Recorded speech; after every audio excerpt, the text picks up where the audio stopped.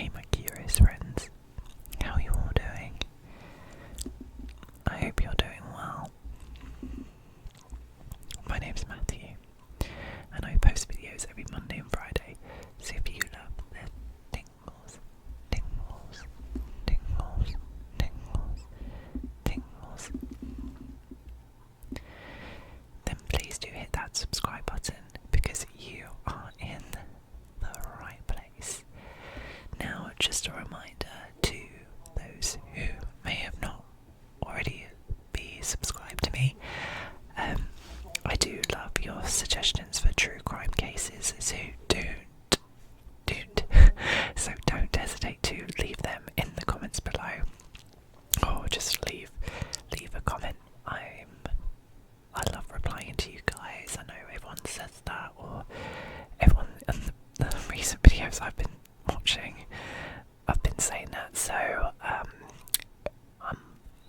I'm boring.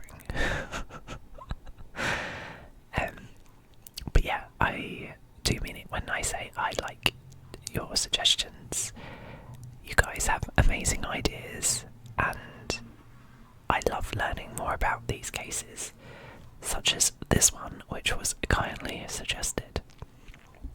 And yeah, but before we get into today's video, I just wanted to ask your opinion on something, so bear with me. I'm just gonna pause my recording back. Does anyone else use this? It's from The Ordinary, and it's retinol 1% in a squalane. This is what it looks like. Oops. Sorry, my mum's got a cold downstairs. Does anyone else use this? So I used this before I put my overnight moisturiser on. Gotta keep this skin looking good. But it leaves my skin looking really oily. Like it's, I don't know. I'm not a fan of this, if I'm being completely honest. But I understand you should have a retinol in your routine, because I've got the Ordinary toner, and that's fine. I mean, I don't love it, but I don't hate it. But this, I'm not a fan of. So I don't know if anyone's got any other suggestions for a retinol that doesn't go on oily like the other stuff I use, and I've got something to use like in the morning, not from The Ordinary, but it doesn't leave my skin oily, it just goes into the skin nicely. But this, you rub it in and it feels like you're spreading oil on your face. I'm sure it's doing some good, but I don't quite like the fact it looks and kind of feels oily. I kind of just wanted to absorb into the skin quite quickly. So yeah, suggestions for a good retinol would also be helpful. I will keep using it,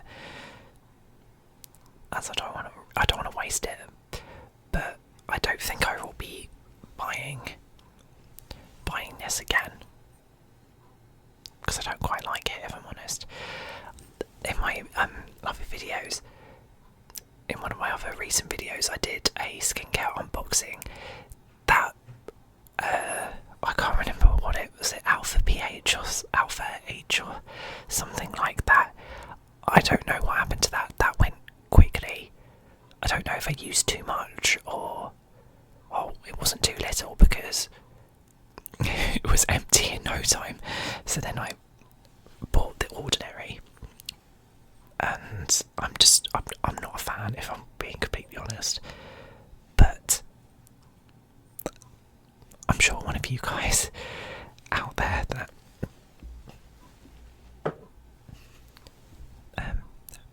watch me might have an idea, or you might use something that you think I might like, and we'll give it a go.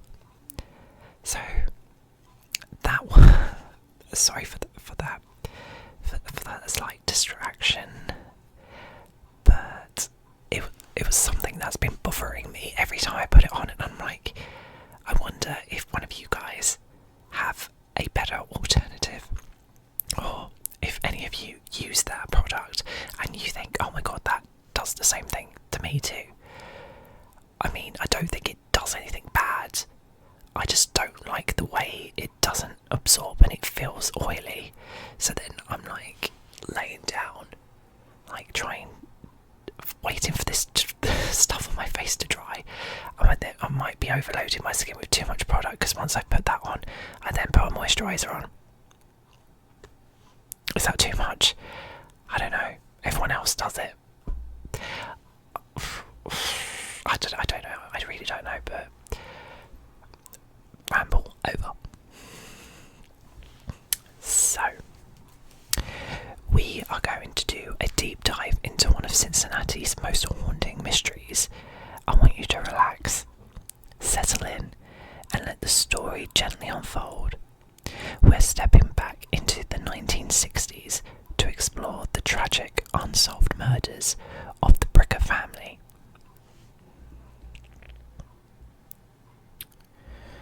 It was late September in 1966, and the Bricca family lived in a quiet suburban neighbourhood in Green Township, Cincinnati. It was an area where families felt safe, where neighbours waved as they passed each other on the street, and where the children played freely. The Briccas seemed like an ideal family. Jerry, 28, was an engineer, and his wife Linda, 23, was a former flight attendant turned homemaker. They had a 4-year-old daughter, Debbie, and a cheerful,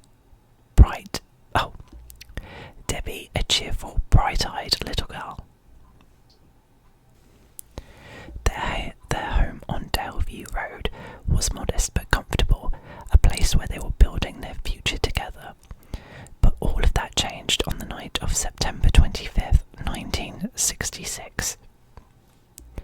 On that Sunday night, the Briccas were murdered in their own home.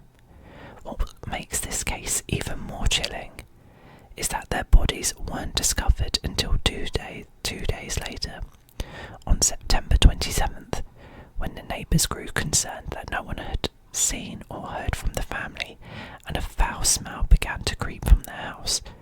The police were called, and what they found inside was shocking.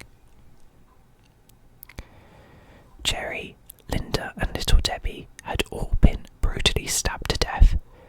Jerry was found in the master bedroom, Linda in the hallway, and poor Debbie in her bedroom. The nature of the attack suggested intense anger, the kind of rage that left them with multiple stab wounds. It was clear that this was no ordinary crime. Whoever did this wanted them dead, and wanted them dead in a violent way. There was no sign of forced entry, no broken windows, no smashed doors. Nothing had been stolen. The Bricca's German Shepherd was found unharmed, calmly sitting in the house. This led investigators to believe that the killer was someone the family knew, someone the dog wouldn't have reacted to. This fact alone haunted those who've looked into the case for years. Oh my god, it's already giving me chills. The police immediately launched an investigation. The media quickly picked up the story, and it sent shockwaves through Cincinnati. Headlines screamed about the brutality of the murders. The fact that an entire family could have been slaughtered in their own home in a seemingly peaceful neighbourhood. This left the community paralysed with fear. People started locking their doors, something that many hadn't bothered to do before. Neighbourhood watch groups sprang up, and a sense of safety was shattered.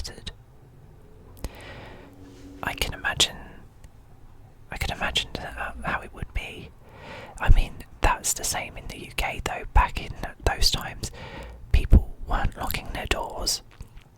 Kids were riding their bikes all day long, coming back as the sun went down. It was a different time, but at the same time you were still at risk if someone wanted to kill you. So I'm not surprised that the community kind of sprung into action at that point. The investigators tried to piece together what had happened. Why would someone want to murder the Brickers? They seemed like an ordinary family. Jerry worked at Monsanto,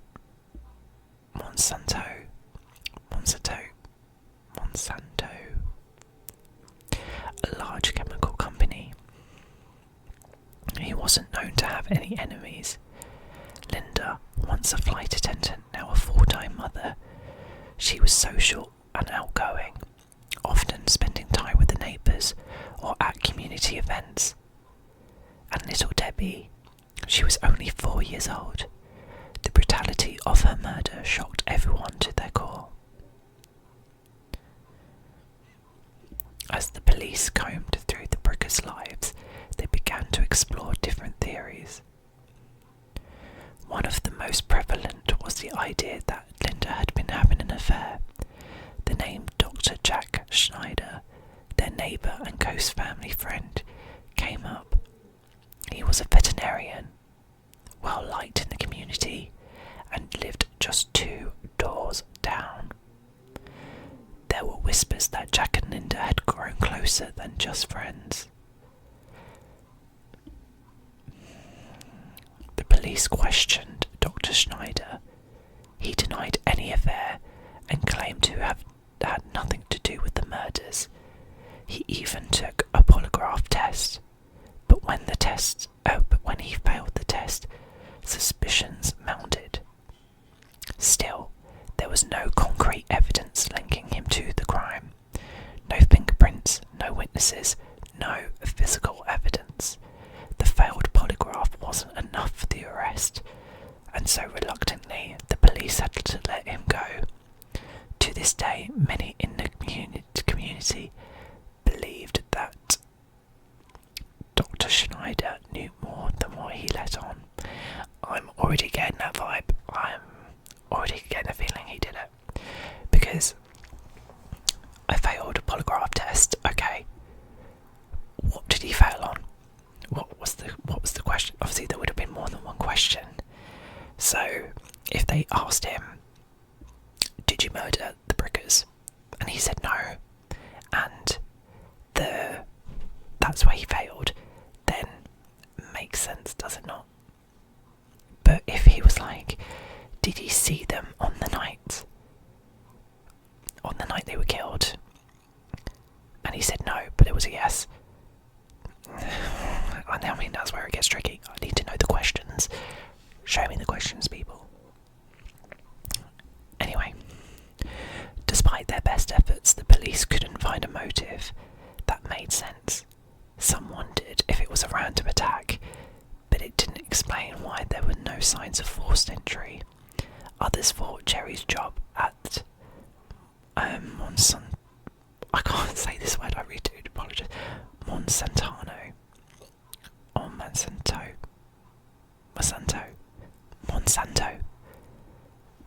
That sounds right.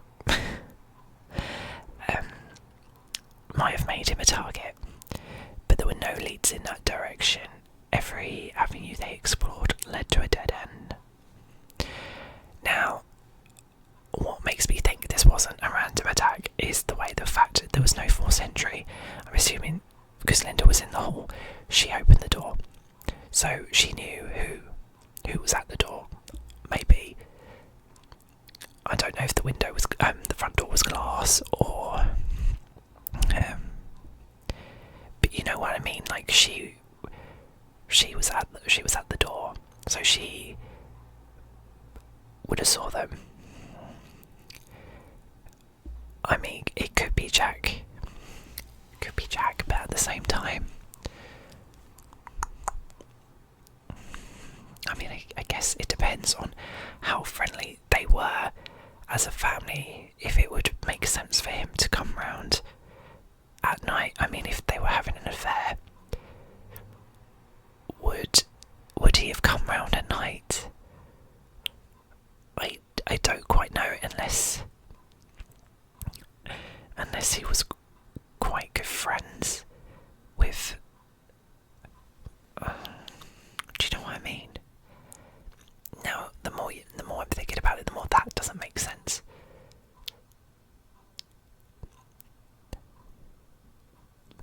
Although, if he went round there, he went there to kill them.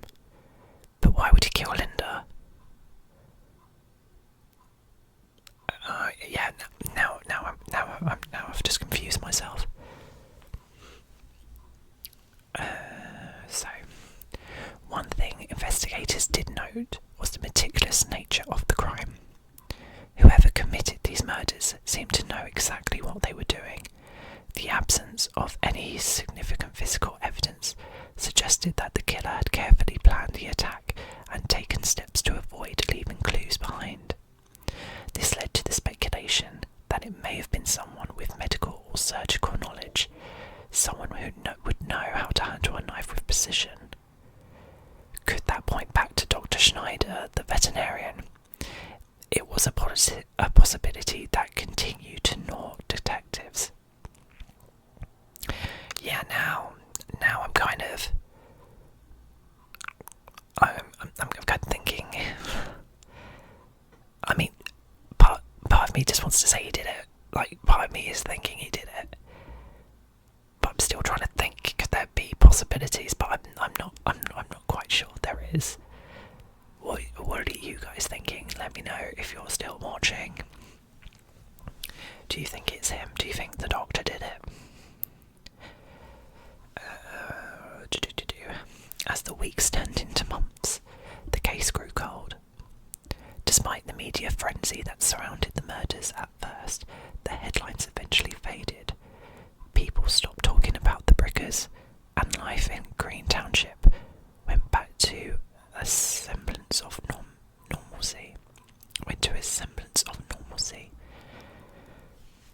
But for the detectives who worked on the case, and for true crime enthusiasts like us, the mystery never went away. It remains one of Cincinnati's most infamous unsolved crimes.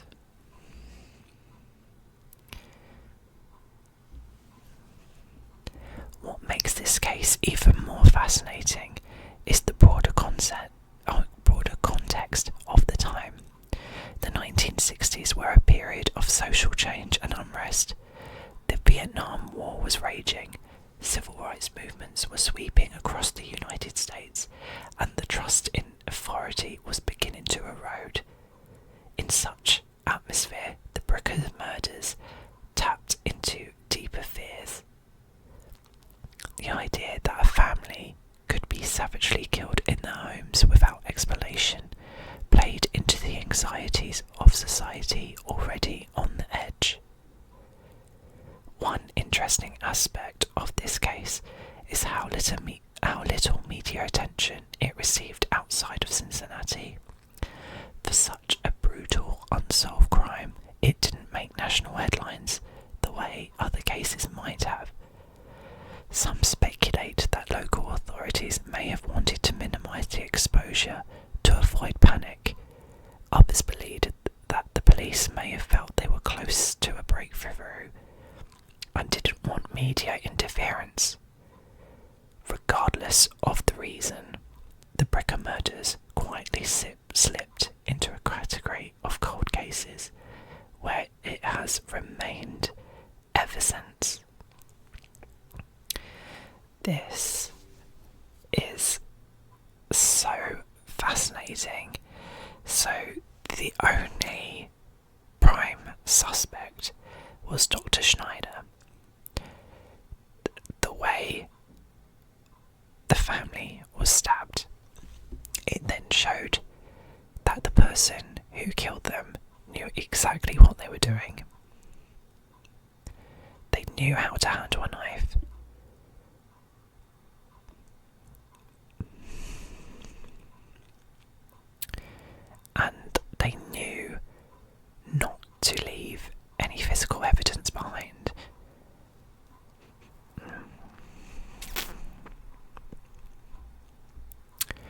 mean, he's the only suspect. But why? I wonder why she was having the affair. I mean, he seemed happy, but then you can't believe everything. You can't believe... No, you can't believe it. No, you don't know what's happening behind closed doors is what I meant to say, which was what I was thinking in my head, but wasn't coming out of my mouth.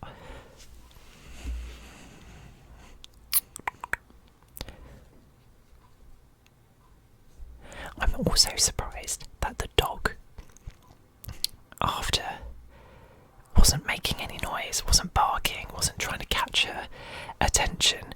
I get the fact that initially the dog may have not been bothered about who was at the door, totally believed that it was someone close to the family and someone that the dog would have noticed. Although, I don't know about your pets, but would your pets be happy to see your vet at the door? I've got a funny feeling a lot of pets would run away, bark, or I don't know. I know there's some pets, or some dogs I should say, that absolutely love the vet, get that, but I also feel there's probably a lot of dogs out there that have no interest and would be growling and barking if they saw the vet. But maybe this dog liked the vet. Could be. But after the nature of the crime, unless the dog wasn't there when he saw, you would have thought the dog would have got defensive if someone was being attacked. So wouldn't the dog have tried to attack the killer? Could the killer have had bite marks, or maybe this was a really bad guard dog? I'm just putting it out there. But that doesn't make sense. Does that not make sense to anyone else? Please tell me I'm not the only one who's now baffled by why the dog didn't try to attack.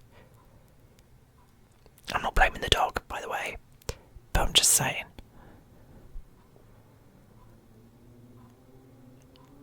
Or did he lock? Did they shut the dog away? Did she shut the dog away? Depending on the house.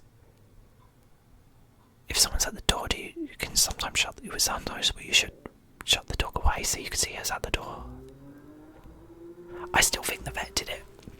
I feel like it was the vet, but unfortunately, we will probably not know. But as you guys drift off tonight and let your mind wander back to the quiet suburban streets of Cincinnati, imagine the unease that must have settled over the neighbours on Delview Road after the murders. Imagine the hushed whispers, the sense of fear that anyone, any friend, any neighbour could have been the killer. Was it someone they knew? Someone who blended in seamlessly? Or was the truth even more complex?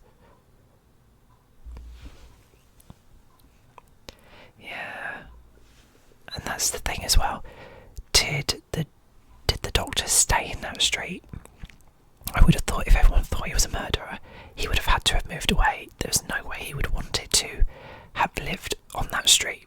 I wouldn't want to live on the street if anyone thought I was a murderer, regardless of if I did it or didn't do it. No one wants that thought of them, do they?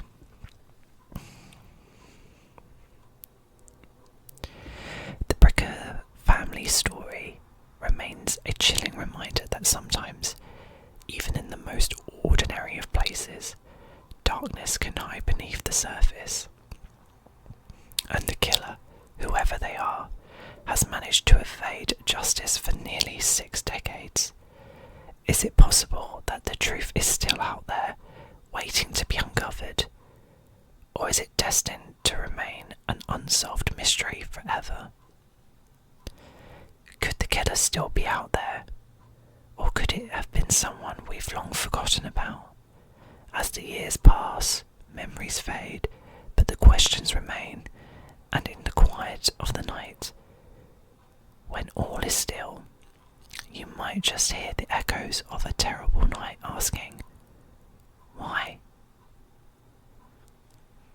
Thank you for joining me in unravelling this mystery. Rest well, my friend, sweet dreams, and perhaps one day the answers we seek will finally